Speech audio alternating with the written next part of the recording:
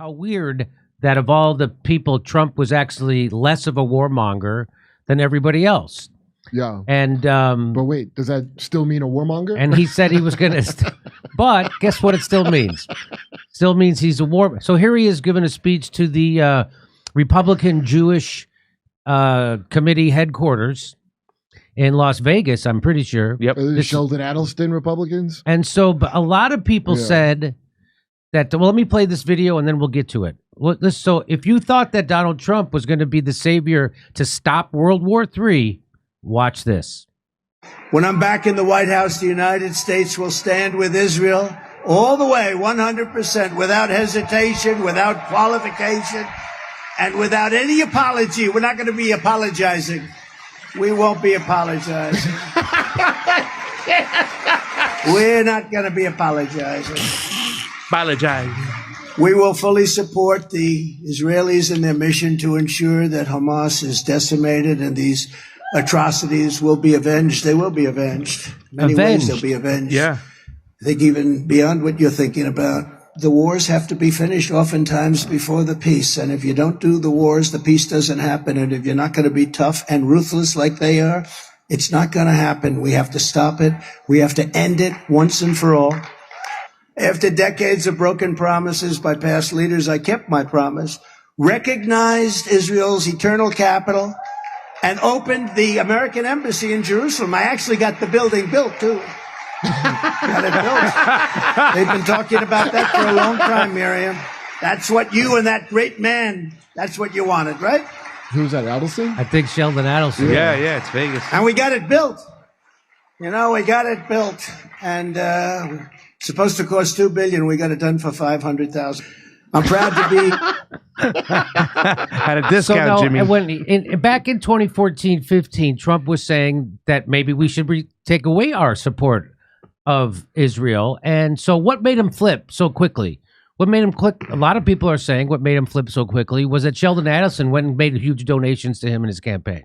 They called him a great man. They just called him a great man. Yeah. And so if you think that Trump was the guy to stop the World War III that's about to happen in the Middle East because Joe Biden is doing exactly what AIPAC wants him to do, exactly what the military-industrial complex wants him to do, and he's being the warmonger of the worst order, and everybody had fingers crossed that Trump would come in and demand a peace and a ceasefire and get this. He's not.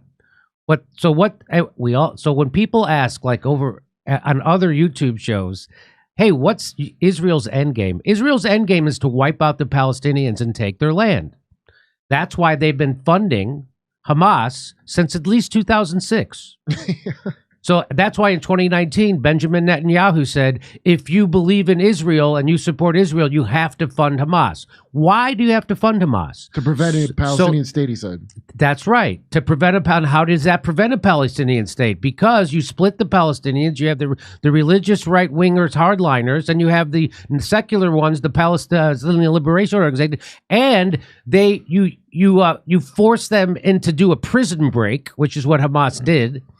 And then you say that, they're terrorists, so now we can go in and slaughter everybody in Palestine because they're hiding under churches and hospitals and schools. So we got to bomb churches, hospitals, and schools, and we got to slaughter everybody because that's where Hamas is.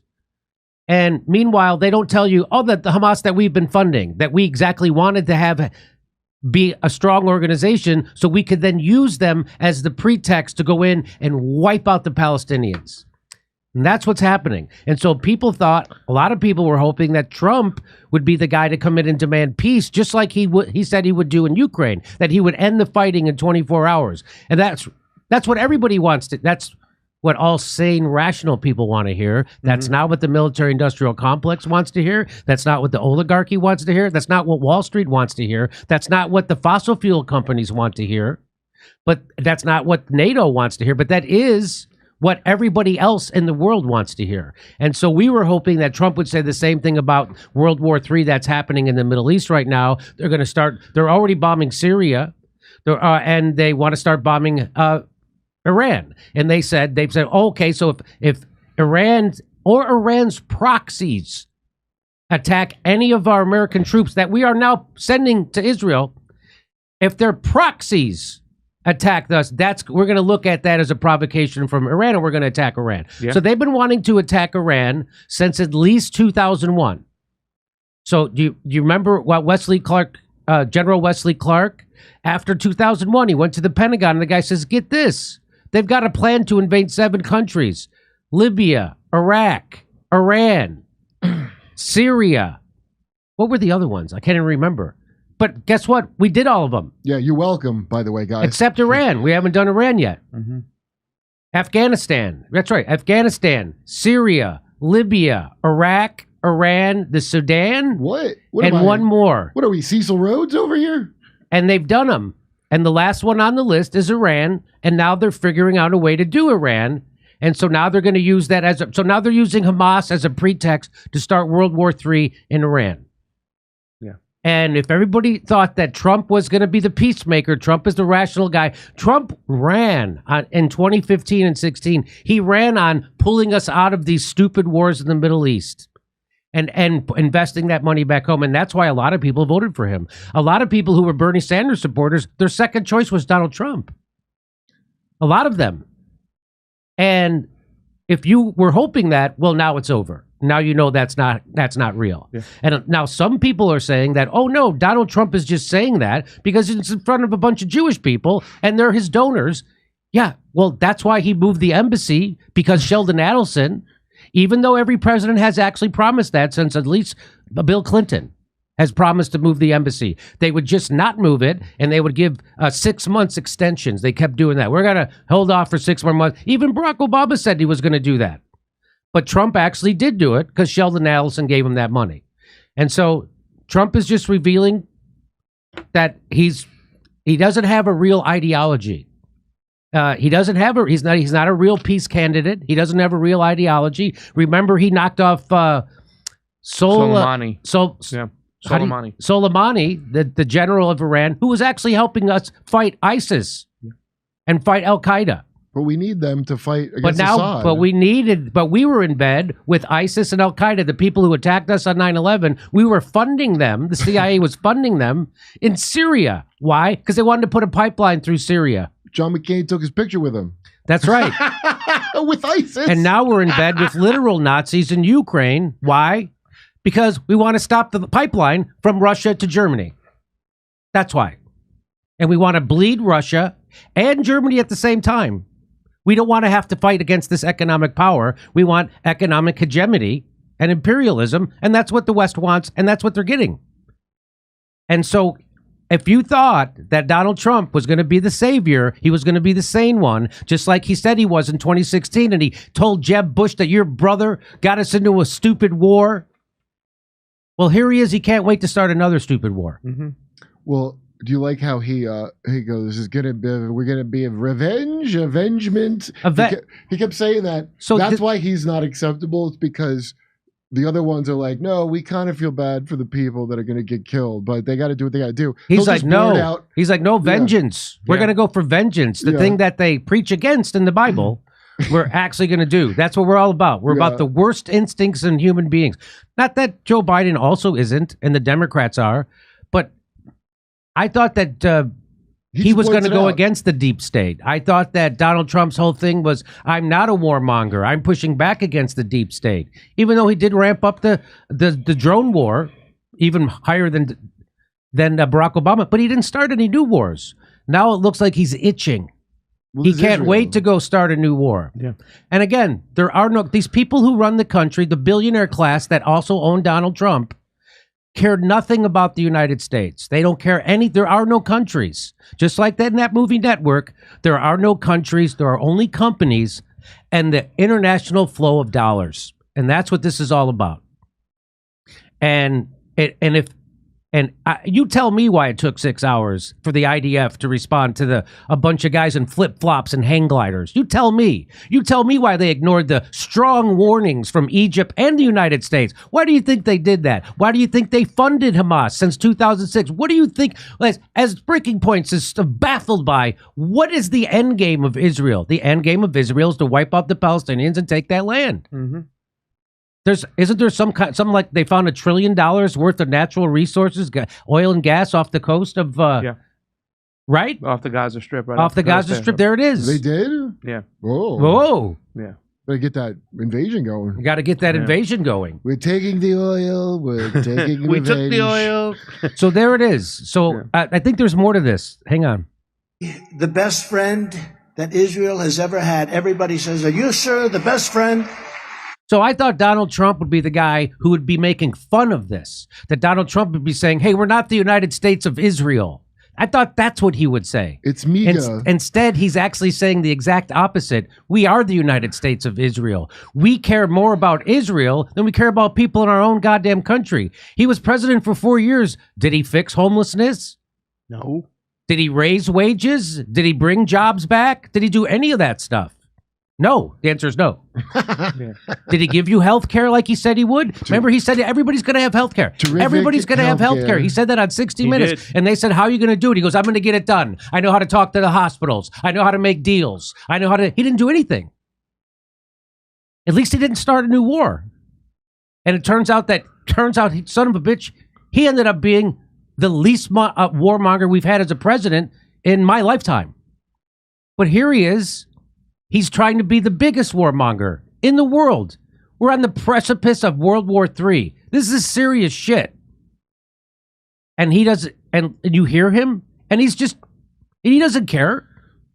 So everybody who's a Trumper, and the reason why they're a Trumper, because they're anti-interventionists, and you thought Donald Trump was an anti-interventionist, he's more about Israel than he is the United States. Yeah. Because this doesn't serve the United States at all. Not at all. And right now, he could actually get to the left of Joe Biden and get all those votes of the people who are pissed off at Joe Biden and the Democrats for what they're allowing to happen and actually supporting and funding right now in Palestine. He could get those votes. He doesn't give a shit. So now what we have a choice between a guy who's a genocider and a guy who's a genocider. One guy who's a demented genocider and one guy who's a comedic genocider. So this is what we're left with. And do you see why Cornel West's campaign is such a huge failure? Because he's the only one who's right on this issue, and he's right on Ukraine. Bobby Kennedy gets Ukraine right, and he totally shits the bed on this. The other World War III or World War IV. And he got it right, and he doesn't care. Cornel West does not care. He's not interested in running for president. He's not interested in getting people's votes. He's not interested in getting my vote. He's not interested in getting the people who watch the show vote. He doesn't care about any of it. He's just an academic who seems like he's dicking around. And that's why it's such a heartbreak for me. And that's why I was so invested in trying to beat him over the head to wake up and start running a real campaign. But he is not interested in that whatsoever. He's still out there pretending that Peter Dow isn't a fucking infiltrator. He's out there calling him precious and brother and worried about his PTSD. Peter Dow's so worried about his PTSD, he's online 24/7, smearing people again, warring with them, and attacking all his critics in underhanded bullshit ways and playing the race card. Is that what his doctor recommended he do, Peter Dow? To treat your PTSD, you should stay on Twitter all day and call people names. And Cornel West is running cover for Peter Dow, who just tanked his campaign, and it seems like Cornel West wanted him to take his campaign. Obviously, it's all bullshit. And so we got nobody. So all we got is ourselves. And there's no way. There were millions of people in the street to stop the Iraq war. And what did it do? Nothing. And you know why? Because nobody ever held those people accountable. You know why nobody ever held those people accountable? Because we got pretty boy, smooth-talking Barack Obama to give a pass to all those people. He never prosecuted any of those war criminals. You know why? Because Barack Obama's a war criminal. That's why. He was a bigger war criminal than George Bush. He did war crimes in Libya, did war crimes in Afghanistan for 20 years, did war crimes in Syria. He had a kill list where he would extrajudicially kill Americans without a trial. Kids, he would kill American children without a trial. That's who Barack Obama is. That's why. It's a uniparty, baby. And Donald Trump is not the guy. turns out he's not the guy. So if you want to avoid World War III or IV, he's not the guy. Mm-hmm. So where do we go from here? I don't know where we go from here, but we need a real leader, or we need some kind of grassroots movement that could shut this down. I don't know. The only template I could think of was the truckers in Canada, and how the truckers in Canada really caused a headache for capitalism up in Canada, eh? And that's the only thing that does it, if you cause a headache for capitalism. Let me throw it over to Kurt and Craig. What do you have to, let me finish this video and then I'll throw it to Kurt and Craig. That Israel's ever had. And with 4 more years, I will defend America, and I will defend Western civilization from the barbarians and savages and fascists that you see right now trying to do harm to our beautiful Israel. I'm not going to let that happen. This is a strange thing that's happening in our country. While in office, I took the strongest action of any president. So he doesn't even make the distinction between Hamas and Palestinians.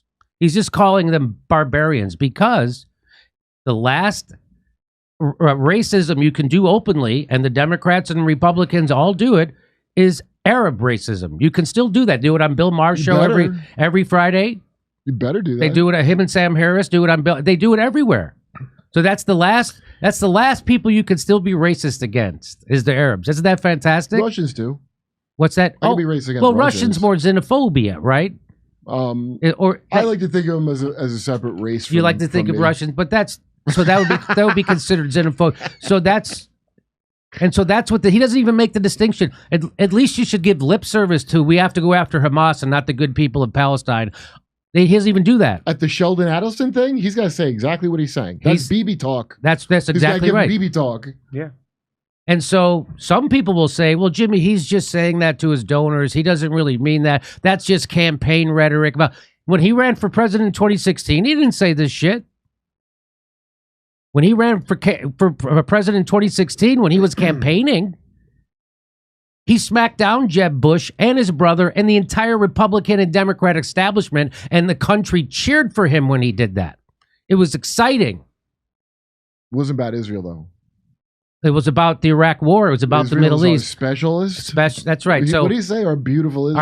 Our beautiful Israel. Our best boy. So what he's saying there is that we are the United States of Israel. 51st state, baby. The fuck do we care about what happens? How about it's none of our business? How'd you ever think about that? But they're the only democracy in the Middle East. And you know why they're the only democracy in the Middle East? Because we knocked off all the other democracies so we could steal their oil. They never. That's the second part of that sentence. They never finished. Yeah, Iran was a democracy. Yeah, better than what they have now. Iran was a great democracy. The only thing they did was not give us their shit. So we overthrew Iran, which was a great democracy, a forward-thinking Western democracy. And what did we do? We installed a puppet who was oppressive to his people, called the Shah.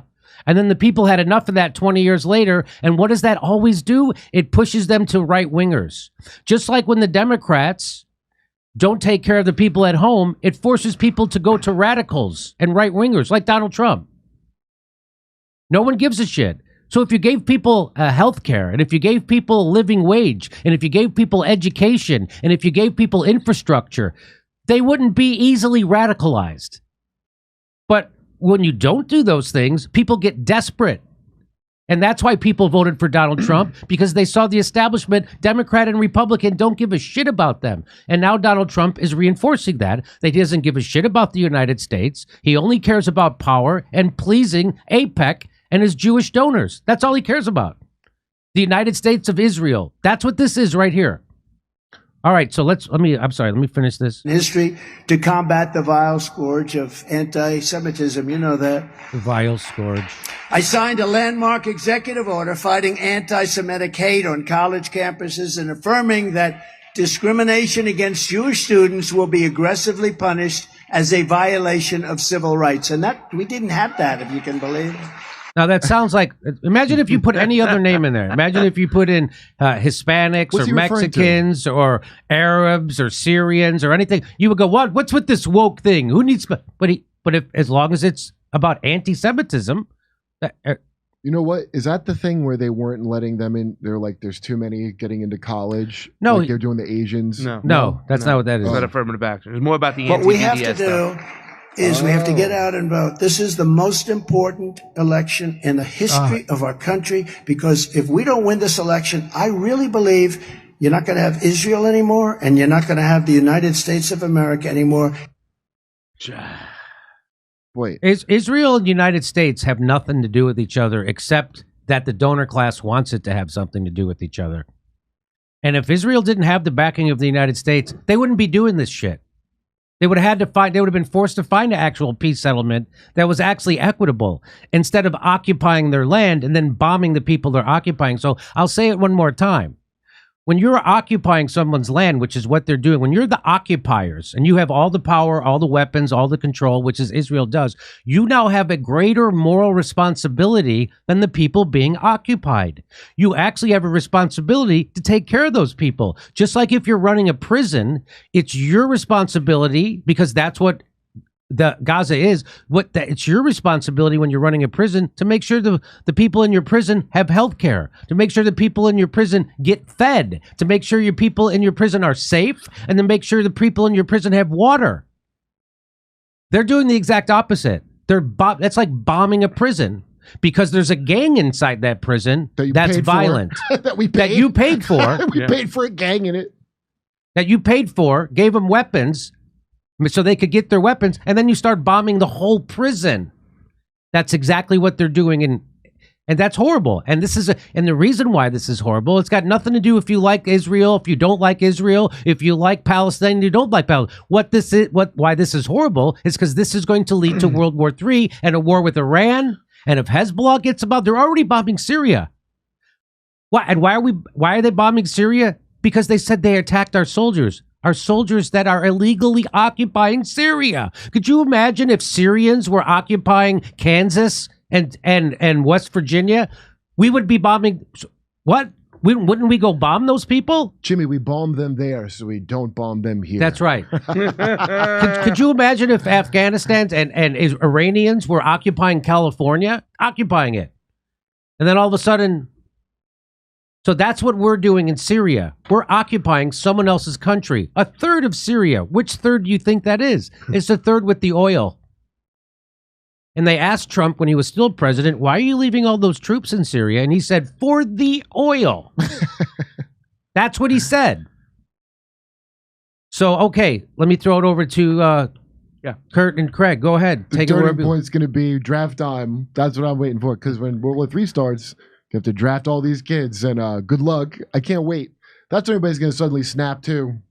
Old people don't know anything about this, which is most people. Yeah. Most of my friends are like, what? No, I didn't pay attention. Most people I know have not paid attention almost to this? To any of it. None. Remember, the majority of people don't vote. That's right. They tuned out a long time ago. When a draft comes, that's when you're going to see. And that's what I thought. Yeah. That's why I was excited about RFK Jr.'s campaign, because I thought he was going to get the people who have been turned off to politics turned back on, because he was actually going to fight for them and fight against Big Pharma and fight against censorship and fight against the two-party duopoly. He's not doing any of that. RFK Jr. is all on board for World War III. Yeah. In fact, he's even going farther. He's saber rattling with China. He's saber rattling with Iran. He's saber rattling with Venezuela, and he puts them all together. So there's no hope out there, and the only hope is us. Do you want to say something? Craig, he sounds like he's got his own axis of evil over here. RFK, that's right, and whatnot. And I just want to point out that you're right, Jimmy, when you talk about the area in Syria which we are occupying. We're also occupying the area rich in resources and food and whatnot. We're taking their energy, all their food. We're taking it out of there. And as they get hit, they're getting hit by Shia militias.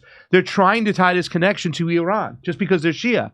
And now people are so ignorant to what's going on, they can say, Hamas and Hezbollah are proxies of Iran. Hamas was never a proxy of Iran back in the day. They're Sunnis. In fact, when they went into, Syria, they were told, hey, let's settle down. The enemy of our enemy is our friend, United States and Israel. That's our biggest problem to deal with. And, just to put a bow on this whole thing when it came to Donald Trump, I think that, he was one of the most pro-Israeli presidents out there. We also have the Abraham Accords, in which he disregarded the Palestinians completely, in addition to moving that embassy to Jerusalem. But when we heard him say that Hezbollah is very smart, they're very smart, we thought maybe there was a crack in the dam. That's what we thought. Maybe Netanyahu pissed them off too much because if you remember, Netanyahu was one of the first to congratulate Biden in the 2020 election. That's right. While all that shit was going on, and we said maybe Donald Trump, they pissed him off too much, and his narcissistic self will push back against Israel. Confirmation he's not. He's still the most pro-Israel presidential candidate out there, even more than I think than RFK at this point. So he was out there ridiculing Benjamin Netanyahu for the attack from Hamas. He said he let it happen or intimated that he did and that it was his fault and that he's a horrible leader.